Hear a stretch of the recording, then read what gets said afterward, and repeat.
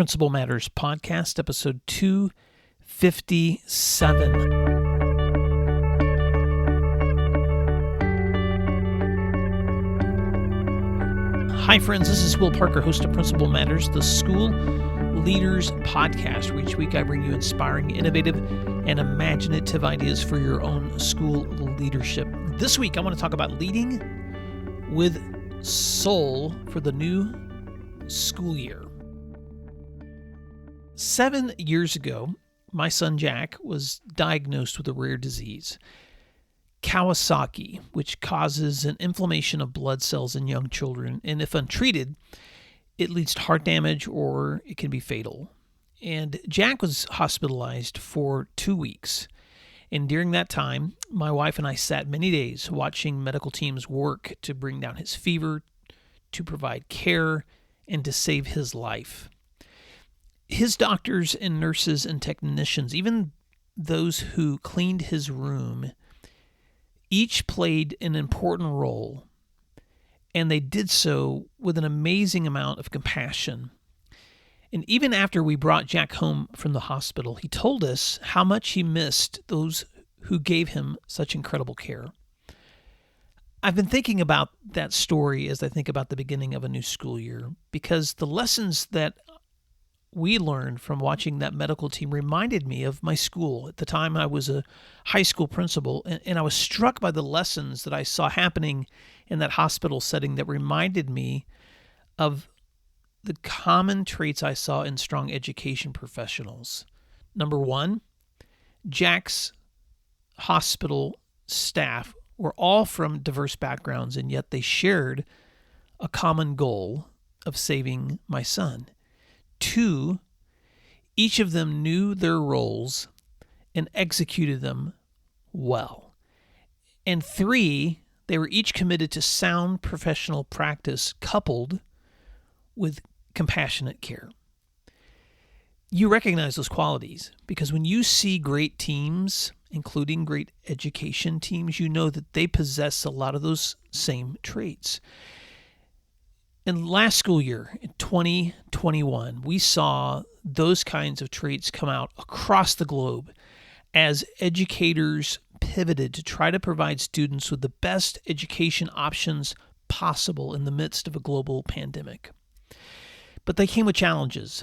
And as I think back to the challenges of 2021, and as I've spoken to educators here in my state and across the globe, I've heard several common themes in the difficulties that everyone was managing. 1, educators taught hard, but they were exhausted by constant change and high demands. 2, educators experienced decision fatigue, having to refocus, repivot, make new decisions almost sometimes on a daily basis. 3, educators felt like their own credibility was being questioned. For many of them, for the first time in their careers, questioned to the point of considering resignation. And 4, educators felt like instructional outcomes often took a back seat to all the other concerns that were happening with safety. This doesn't mean that educators did not accomplish their missions, because kids received amazing care and educational opportunities here across the U.S. and across the world, but they came with challenge. So what are the lessons that we learned from last year that we can keep in mind even as we're facing new challenges, even as we're looking at a new school year that now is bringing back some memories of last year with the rises of the Delta variant and other challenges that we have not seen the end of yet? Well, here are some things to keep in mind moving forward.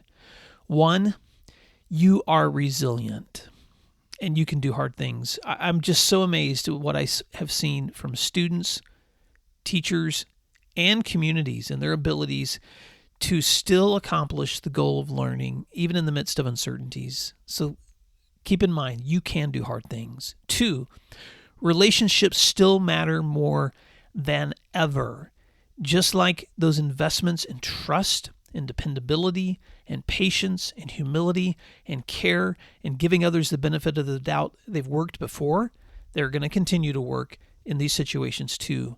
Be committed to the long term in your relationships, not the short term, but the long term. And the long term requires us to still stay committed to those relationships, being truthful, but staying humble. Number 3, strong instructional practices still transcend time and place. When you think back to last year and some of the greatest outcomes that you saw with students and with teachers, what you often saw was those same incredible instructional practices being transitioned to other settings, whether that's virtual or in smaller groups or over extended times or even into summer breaks.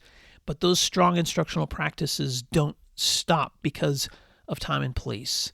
So stay committed to strong pedagogy. Stay committed to strong researched best practices. And number 4, teachers and students still deserve strong leaders. There's no way for schools to be successful unless they have the supports that they need. And when you look at the research on the greatest single outcome in a school that determines the success of students, it's the quality of their teacher. And the second greatest determinant of that outcome in a school is their leaders, is their principal. So teachers and students need strong leaders. So those of you that are listening to this conversation right now, education leaders, assistant principals, directors, those of you that are involved in education leadership, even teachers who play that role as the instructional leader in their classroom, your students still need your leadership in order to accomplish their goals. So as you face a new school year, it may not be with the same kind of optimism that you normally feel. The variants of the pandemic, unvaccinated populations are complicating the first days of school.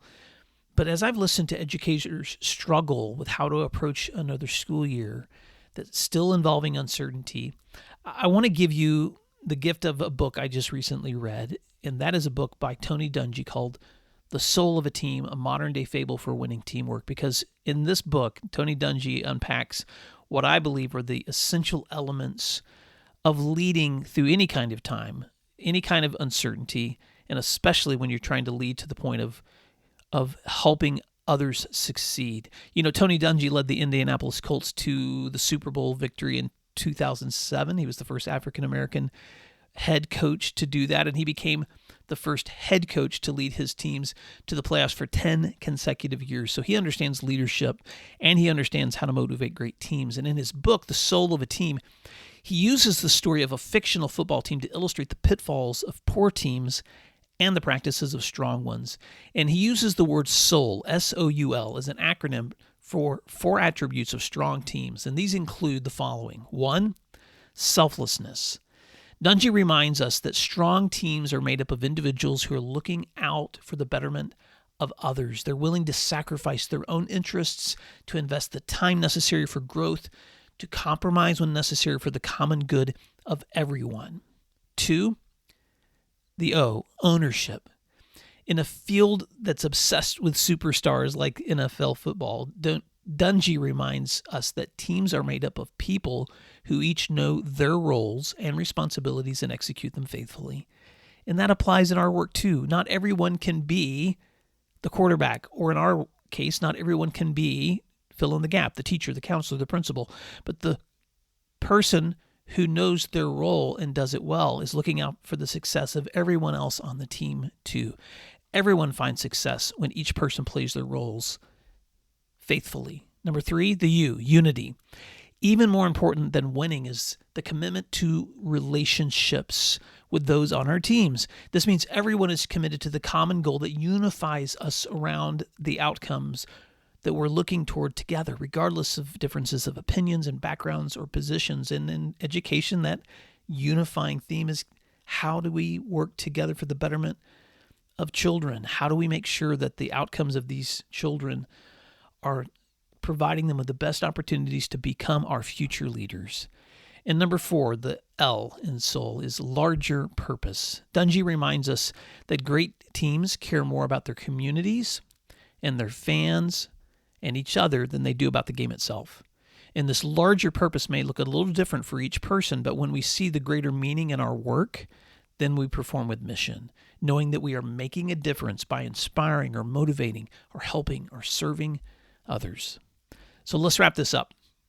When I think back to my son's own hospitalization 7 years ago, I'm thankful that he is now a healthy 15-year-old high school sophomore. He is the product of a team of medical professionals who cared for him with selflessness, ownership, unity, and larger purpose.